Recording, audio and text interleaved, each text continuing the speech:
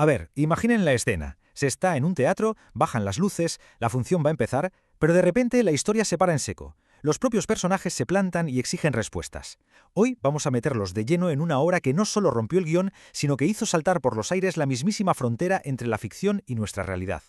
Bueno, vamos a entrar en materia. Todo, absolutamente todo, empieza con una pregunta que es tan simple como inquietante, una que Luigi Pirandello lanzó al mundo y que, ojo, sigue resonando un siglo después. ¿Qué pasaría si los personajes de una historia cobraran vida de verdad y se rebelaran contra su creador? Para entender la magnitud de esta explosión, tenemos que viajar un poco en el tiempo. Vámonos a Roma, año 1921. Hay un murmullo de fondo. Es un ensayo, uno cualquiera. Los actores repasan sus frases, el director da alguna que otra indicación. Vamos, una tarde de lo más normal en un teatro. O al menos, eso es lo que parecía. Y es que, de pronto, ocurre lo imposible. 6 figuras, bastante sombrías, como una familia vestida de luto, aparecen de entre el público y sin más se suben al escenario. No son actores, no son del equipo técnico. Nadie tiene ni idea de quiénes son. En ese preciso instante, la barrera entre lo que es real y lo que es ficción acaba de romperse. El director, claro, está alucinando, les pregunta qué demonios quieren, y el padre, que parece el líder de este grupo tan extraño, pronuncia la frase que lo iba a cambiar absolutamente todo. No están buscando trabajo, ni vienen a pedir ayuda. Están buscando a alguien que les dé permiso para contar su tragedia, que les dé la vida que su propio autor les ha negado. Pero vamos a ver, ¿de dónde sale una idea tan radical? Para entender esta bomba en mitad del escenario, primero hay que mirar detrás del telón. Hay que entender al hombre que la ideó y, sobre todo, al mundo caótico que le tocó vivir.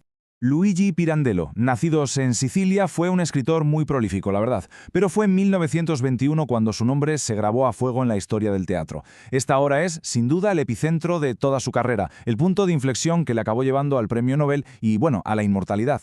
Es que el mundo de Pirandello era un mundo hecho pedazos. La Gran Guerra había dejado una Europa en ruinas, no solo físicas, sino espirituales.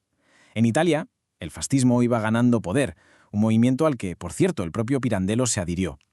Quizás esto refleja esa búsqueda desesperada de un orden, por muy autoritario que fuera en medio de todo ese caos. Su obra, en el fondo, es el eco de esa angustia. Y es justo en este contexto, con todas las certezas rotas, donde Pirandello forja su gran arma filosófica, una idea que define todo su trabajo, lo que él llamó el teatro del espejo. ¿Y qué es esto del teatro del espejo? Pues para Pirandello el teatro no era para escaparse de la realidad, que va, era un espejo. Pero ojo, no un espejo que te devuelve una imagen bonita, sino uno que te obliga a enfrentarte a lo que eres, justo en el momento en que estás viviendo, con todas tus máscaras puestas. Sus propias palabras, la verdad, lo explican a la perfección. Esa crisis, ese momento súper incómodo en el que te ves a ti mismo, ese es el terreno de juego de Pirandello.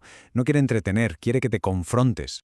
Así que el kit de la cuestión en esta obra es el choque brutal entre dos tipos de realidad. Por un lado están los 6 personajes. Su historia es su verdad, es eterna, no puede cambiar. Y por otro están los actores de la compañía. Su realidad es, pues, como la vida misma, cambia, fluye, pero claro, al intentar representar la tragedia de los personajes, solo consiguen imitarla, deformarla.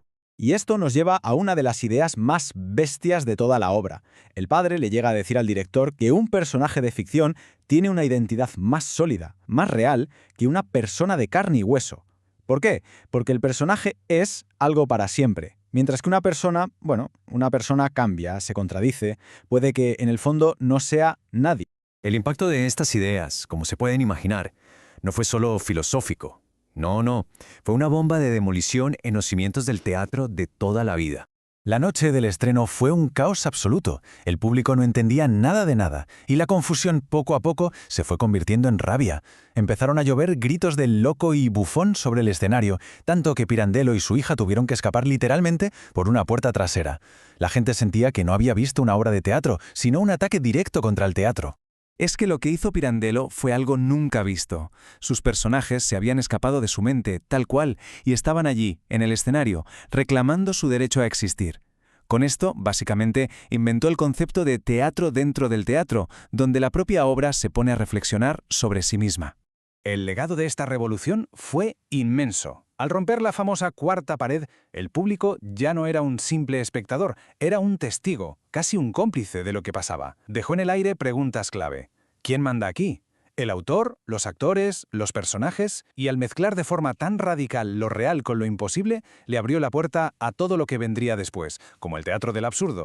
Pero bueno, la gran pregunta es, ¿por qué esta obra nos sigue interpelando un siglo después? Pues porque la cuestión que plantea Pirandello va mucho más allá del escenario. Aquí está la genialidad de Pirandello. Él nos propone que esta estructura de autor, personaje y actor no es solo un juego teatral. En realidad puede ser un modelo para entender cómo construimos eso que llamamos yo. Pensemos un momento en esto. Cada persona es, a la vez, tres cosas. Es el autor que va escribiendo la historia de su vida. Es el personaje protagonista de esa misma historia. Y por supuesto, es el actor que interpreta a ese personaje cada día, para los demás y también para sí mismo frente al espejo. Una trinidad constante que define quiénes somos. Y así, de esta manera, Pirandello coge un problema teatral y lo convierte en la pregunta más fundamental sobre la identidad. Una pregunta que, la verdad, nos deja a todos un poco en el aire. El autor que cuenta la historia, el personaje que la vive y el actor que la interpreta. Al final, una obra de hace 100 años nos obliga a plantearnos cuál de esos tres tiene el control y nos deja con la idea de que, quizás, la vida no es más que un gran ensayo en busca de su verdadero sentido.